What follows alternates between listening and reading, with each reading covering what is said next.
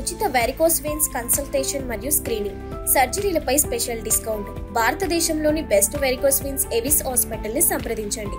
మరింత సమాచారం కోసం ఈ నంబర్ కి కాల్ చేయండి. నమస్తే ఆశ్రిత గారు. నమస్తే అండి. ఎలా ఉన్నారు? బాగున్నాను, మీరు ఎలా ఉన్నారు? చాలా బాగున్నాను. లాస్ట్ వీక్ మనం చాలా టాపిక్స్ మాట్లాడుకున్నాం. ఆశ్రిత గారు, నేను డైట్ రెగ్యులర్గా ఫాలో అవుతున్నాను. దాంట్లో అసలు ఎక్కడ కాంప్రమైజ్ లేదు. ఈవెన్ చీట్ డేట్స్ కూడా లేవు నా దగ్గర. అండ్ ఎక్సర్సైజ్ కూడా రెగ్యులర్గా న్యూట్రిషనిస్ట్ ఏది చెప్పారు అదే ఫాలో అవుతున్నాను. బట్ స్టిల్ నేను వెయిట్ తగ్గట్లేదు. దానికి రీజన్ ఏంటి? అంటే ఈ రెండే కదా మేజర్ వెయిట్ లాస్కి. రైట్, ఈ రెండే అని అందరూ అనుకుంటారు. సో వెయిట్ గెయిన్ అయ్యామనిపించగానే వెంటనే they hit gym and go to a nutritionist. కానీ దీనికి ఇంకా కొంచెం పెద్ద స్టోరీ ఉంది. సో మనం వెయిట్ గెయిన్ అవుతున్నామంటే, సో మీరు ఇవాళ రేపు వింటూనే ఉండుంటారు లైఫ్ స్టైల్ మోడిఫికేషన్ అని. అసలు ఈ లైఫ్ స్టైల్ మోడిఫికేషన్ అంటే దీనిలో ఉండే డిఫరెంట్ అంశాలు ఏంటో అన్నది చూద్దాము. సో ఫస్ట్ ఏంటంటే, లైఫ్ స్టైల్ మోడిఫికేషన్లో డైట్ అండ్ ఫిజికల్ యాక్టివిటీతో పాటు ఇంకొన్ని అంశాలు మనం చూసుకోవాలి. అందులో భాగంగానే కమ్యూనిటీ. సో మన కమ్యూనిటీ ఎలా ఉంది? మీకంటూ ఒక కమ్యూనిటీ ఉంటుంది, ఒక ట్రైబ్ ఉంటుంది. ఫ్రెండ్స్ అనండి, చుట్టాలనండి, కజిన్స్ అనండి, వీళ్ళ సపోర్ట్ సిస్టమ్ ఎలా ఉంది? ఎందుకంటే మనం ఇంటర్నల్గా మనకు ఒక సపోర్ట్ సిస్టమ్ ఉంటే సో యూ ఫీల్ మోర్ సెక్యూర్డ్తో పాటు మనకి ఒకలాంటి ధైర్యం వస్తుంది.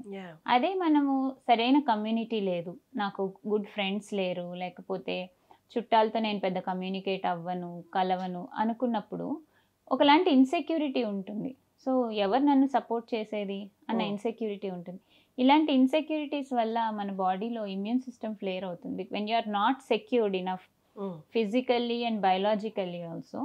సో అట్లాంటి సెక్యూర్ సిస్టమ్ లేనప్పుడు అప్పుడు కూడా మనకి ఇమ్యూన్ సిస్టమ్ ఫ్లేర్ అప్ అయ్యి ఇన్ఫ్లమేషన్ లాంటివి క్రియేట్ అవుతూ ఉంటాయి. So again inflammation is again chronic ailment. Chronic inflammation, obesity వస్తుంది. సో ఇలాగ వెయిట్, కమ్యూనిటీ రెండు కూడా కనెక్టెడ్గా ఉంటాయి. మనకు ఒక గుడ్ కమ్యూనిటీ ఉందనుకోండి, వీ ఫీల్ మోర్ సెక్యూర్డ్. నాకు ఏమైనా కష్టం వస్తే నేను ఎవరి దగ్గరికైనా వెళ్ళి చెప్పుకోగలను అన్న ధైర్యం ఉన్నప్పుడే మనం సెక్యూర్డ్గా ఫీల్ అవుతాం. కానీ ఇప్పుడు అంతా life, individual life, metropolitan life, అందరూ ఒక్కరే ఉండాలి, ఒక్కరే నా ఇండివిజువలిజం, నేను ఒక్కదాన్ని ఉంటే హ్యాపీగా ఉంటాను అనుకున్నప్పుడు పట్టించుకోరు. ఇది వస్తుంది ఫ్యాక్టరా అన్నట్టు కన్సిడర్ చేస్తారు. కానీ మాట్లాడితే డీప్గా చూస్తే ఇది యాక్చువల్లీ అంటే కన్సిడర్ చేసుకోవాల్సిన ఫ్యాక్టర్. ఎగ్జాక్ట్లీ. లేకపోతే you don't have anything to share with people. ఒక సెక్యూర్ సిస్టమ్ మనకి రాదు. If you are always on phone or ఎప్పుడు మనకి ఇప్పుడు ఈ మధ్య ఏమైందంటే లాంగ్ డిస్టెన్స్ రిలేషన్స్ అయిపోయాయి. లాంగ్ డిస్టెన్స్ రిలేషన్స్లో మనకు ఆ కనెక్టివిటీ ఉండదు. So you should find people around you, form a small community to get that security. So ఆ సెక్యూర్ సిస్టమ్ వస్తే మన బాడీ ఇమ్యూన్ సిస్టమ్ కూడా చాలా సెక్యూర్డ్గా ఉంటుంది. Otherwise you feel that insecurity and immune system flare up అవ్వడం start అవుతుంది. So this is one part of your lifestyle. Next part వచ్చేసి stress levels. Stress levels ఎట్లా manage చేసుకుంటున్నారు అన్నది very very important. Stress management లేకపోతే again chronic stress leads to inflammation, because oxidative stress బాడీలో కూడా develop అవుతుంది. The more and more you get stressed, cortisol hormone అనేది పెరుగుతూ ఉంటుంది. హయ్యర్ కార్టిసాల్ హార్మోన్స్ ఉంటే ఇన్ఫ్లమేషన్ అనేది స్టార్ట్ అవుతుంది. సో ఈ కార్టిసాల్ అనే హార్మోన్ ఏంటంటే మనం స్ట్రెస్ ఫీల్ అయినప్పుడు రిలీజ్ అవుతుంది. It gives so much of abundance of energy. ఆ ఎనర్జీని మనం యూటిలైజ్ చేసుకుంటే అప్పుడు అది ఖర్చు అవుతుంది. కానీ ఆ అబండెన్స్ ఎనర్జీని మనం యూటిలైజ్ చేసుకున్నప్పుడు అన్యూటిలైజ్డ్ అంతా కూడా మీకు ఫ్యాట్గా మారుతుంది.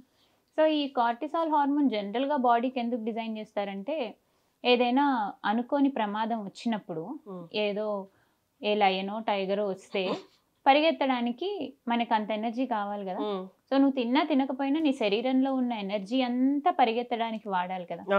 సో ఇలా వాడడానికి మనకు కార్టిసాల్ అనే హార్మోన్ రిలీజ్ అయినప్పుడు మనకు అంత ఎనర్జీ వచ్చి మనం పరిగెత్తగలిగి ఉన్న ప్రమాదాన్ని నుంచి తప్పించుకోగలం. మీరు ఎప్పుడైతే స్ట్రెస్ ఫీల్ అవుతారో, మీ ఎదురుగుండా లయను లేదు, టైగరు లేదు, కానీ మీకు అది ఉన్నంత స్ట్రెస్, అది ఉంటే ఎంత స్ట్రెస్ అవుతారో అంత స్ట్రెస్, యాంగ్జైటీ వచ్చినప్పుడు కార్టిసాల్ అనే హార్మోన్ రిలీజ్ అవుతుంది. దానిపైన అది చేస్తుంది. కానీ మీరేంటి అంత ఎనర్జీని యూటిలైజ్ చేసుకోరు కదా. మనం ఏదైనా వస్తే పరిగెడతాం, కానీ ఇక్కడ పరిగెత్తాం కదా. సో ఆ ఎనర్జీ అంతా ఏమవుతుంది, it converts into fat. That is why you end up with obesity. So anxiety కానీ స్ట్రెస్ కానీ ఇలాంటివి ఉంటే దానికి రెసిలియన్స్ డెవలప్ చేసుకోవాలి. ఐ డోంట్ సే స్ట్రెస్ని అవాయిడ్ చేయమని, బికాస్ ఇవాళ రేపు ప్రతి ఒక్కరికి స్ట్రెస్ ఏదో ఒక ఫామ్లో వస్తుంది. అలానే మనం ప్రతి స్ట్రెస్ని అవాయిడ్ చేస్తే లివింగ్ కష్టం అవుతుంది. అలా కాకుండా స్ట్రెస్కి రెసిలియన్స్ అంటే స్ట్రెస్ వచ్చినా సరే దాన్ని ఎలా మేనేజ్ చేసుకోవాలి, what are few techniques, meditation లాంటివి చేయొచ్చు, మ్యూజిక్ ఉంటే మ్యూజిక్ వినొచ్చు. అప్పుడు మన క్రియేటివిటీని లాగిన్ చేయాలి. సో ప్రతి ఒక్క మనిషికి ఏదో ఒక క్రియేటివ్ సైడ్ ఉంటుంది కదా. కొంతమందికి పాటలు పాడడం ఇష్టం, కొంతమందికి డాన్స్ చేయడం ఇష్టం, కొంతమందికి మెడిటేట్ చేయడం ఇష్టం, కొంతమందికి ఆర్ట్ ఇష్టం. సో ఇట్లా స్ట్రెస్ ఫీల్ అయినప్పుడు jump in to your creative side. Me creativity ఎందులో ఉంటుందో దాన్ని ఎంచుకుని దాన్ని ఎక్స్ప్లోర్ చేయండి. అప్పుడు ఆటోమేటిక్గా స్ట్రెస్ లెవెల్స్ అనేవి తగ్గుతాయి. Then you calm down and your cortisol levels also will come down. So ఇలాగా మనము స్ట్రెస్కి రెసిలియంట్గా ఉండాలి. I don't say avoid stress, but be resilient. Then ఇంకొక మేజర్ ఫ్యాక్టర్ స్లీప్. స్లీప్ అన్నది సరిగ్గా లేనప్పుడు అగైన్ ద సేమ్ థింగ్, మీకు స్లీప్ సరిగ్గా లేకపోతే మెలటోనిన్ అనే హార్మోన్ రిలీజ్ అవ్వదు. ఈ మెలటోనిన్ అనే హార్మోన్ మనకి మంచి డీప్ స్లీప్తో పాటు రిలాక్సేషన్ ఎఫెక్ట్ కూడా ఇస్తుంది బాడీలో. So when you are not relaxing properly, next డేకి మీరు ఎలా యాక్టివ్గా ఉంటారు? ఉండరు. సో ఎక్కువ రిలాక్స్ అవ్వకుండా స్లీప్ సరిగ్గా లేకపోయినా సరే ఇన్ఫ్లమేషన్ అనేది స్టార్ట్ అవుతుంది. ఇన్ఫ్లమేషన్ చిన్నగా మనకి ఒబెసిటీని క్రియేట్ చేస్తుంది. ఆ క్రానిక్ సటిల్ ఇన్ఫ్లమేషన్ ఎప్పుడు మన బాడీలో ఉంటే అది క్రానిక్ డిసీజెస్కి లీడ్ చేస్తుంది. మనకి కోవిడ్ టైంలో చెప్పారు కదా, లాంగ్ స్టాండింగ్ ఇన్ఫ్లమేషన్ వల్ల కోవిడ్ వల్ల పోస్ట్ కోవిడ్ ఇష్యూస్ వస్తున్నాయి అని.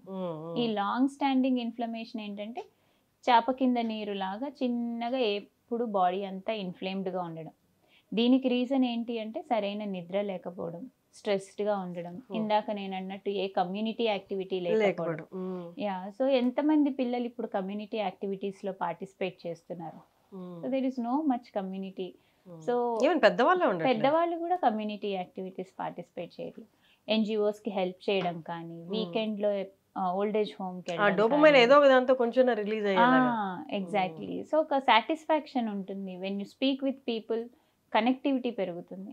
సో డైట్ అండ్ ఫిజికల్ యాక్టివిటీతో పాటు మీకంటూ ఒక కమ్యూనిటీ ఉండడం, మీ స్ట్రెస్ బస్ చేసుకోవడానికి క్రియేటివ్ సైడ్కి వెళ్ళడం, స్లీప్ అండ్ వేకప్ సైకిల్ని ప్రాపర్గా ఫాలో అవ్వడం, ఇవన్నీ కూడా చాలా ఇంపార్టెంట్.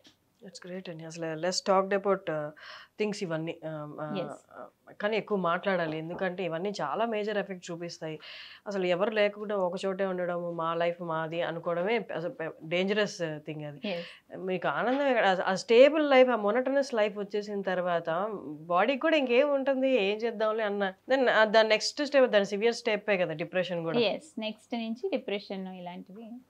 సో ఆశ్రిత గారు చెప్పిన టాపిక్స్ అవి చిన్నవే అన్నట్టు అనిపించినాయి కానీ, బట్ మేజర్ టాపిక్స్ మీరు ఒక్కసారి కన్సిడర్ చేసుకొని మీరు అలాంటి స్టేజ్లో ఉన్నారంటే ఇమీడియట్గా యాక్షన్ తీసుకొని try to mingle with people, బయటకు వెళ్ళండి, యూనో ట్రై టు గెట్, అంటే మీ సాటిస్ఫాక్షన్ తెచ్చుకోవడానికి ఫస్ట్ లైఫ్లో ట్రై చేస్తే నెక్స్ట్ మిగతా అన్ని గాడిలో పడిపోతాయి. థ్యాంక్ యూ సో మచ్ అండి. థ్యాంక్ యూ అండి.